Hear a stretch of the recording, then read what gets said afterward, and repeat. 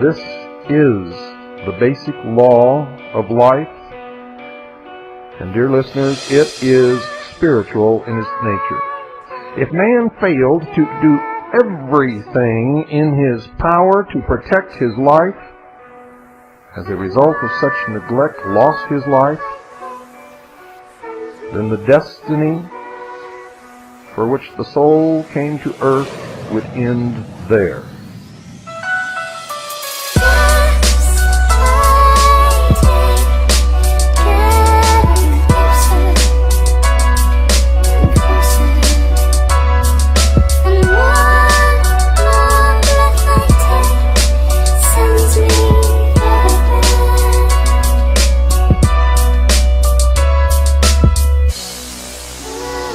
Without life, a body or medium to function through, spiritual attainment would be impossible, ladies and gentlemen. Spirituality would then be forfeited. You see, if man's life was threatened without cause on his part, and he failed to do everything in his power to prevent death, he would then be guilty of three actual crimes. He would first of all permit the enemy to commit murder. Next, he would be committing suicide by failing to protect the most precious possession given to man by his Creator. And worst of all, he would end whatever his destiny might be, the purpose for which body, mind, and life had been given to him. And I believe it's to learn something. In one respect, man is forced to be a warring, not a murdering creature. And I might inject here that the Ten Commandments does not say, in its original form, thou shalt not kill. It says, ladies and gentlemen, and you can check this, if you wish, go to the original Hebrew and Greek, it says, thou shalt not murder. So in one respect, man is forced to be a warring, not a murdering creature. From his birth, the law of self-preservation forces him to be on guard against every inimical force attempting to destroy him by one means or another. He must be on the alert to prevent man, natural forces, or his own carnal desires to betray him into acts of degradation. Man is a warring creature.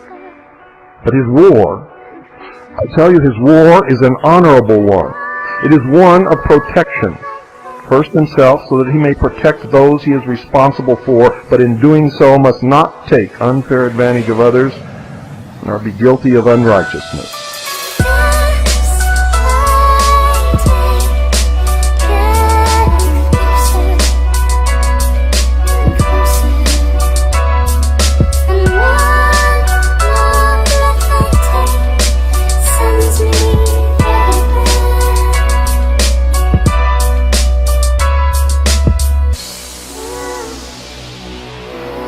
The nature of this was and is actually spiritual.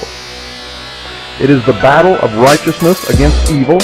It is a war biblically spoken of as taking place in heaven because it is waged within man's spiritual nature. He fights to fulfill destiny and to finally create heaven on earth for himself and others who follow.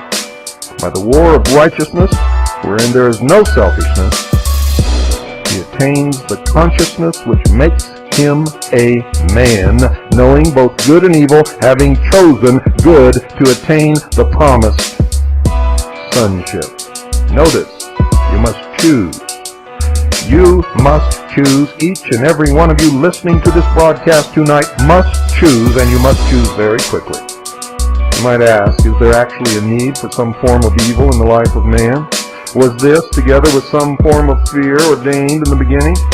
And I say nothing has been ordained, but if the divine law is to be fulfilled in the life of man, then it is certainly necessary that he, according to sacred concepts, become a crusader in God's cause, and not exist as a negative, effortless, uncreative, unproductive creature, a leech, a parasite upon the rest.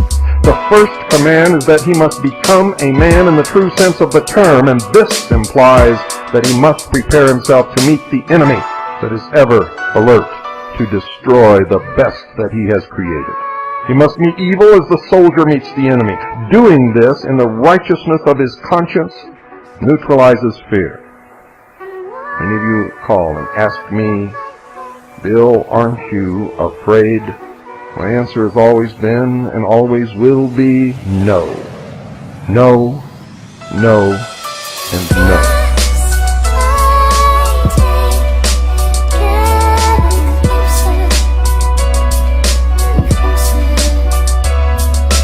For I know from where I have come and I know where I am going.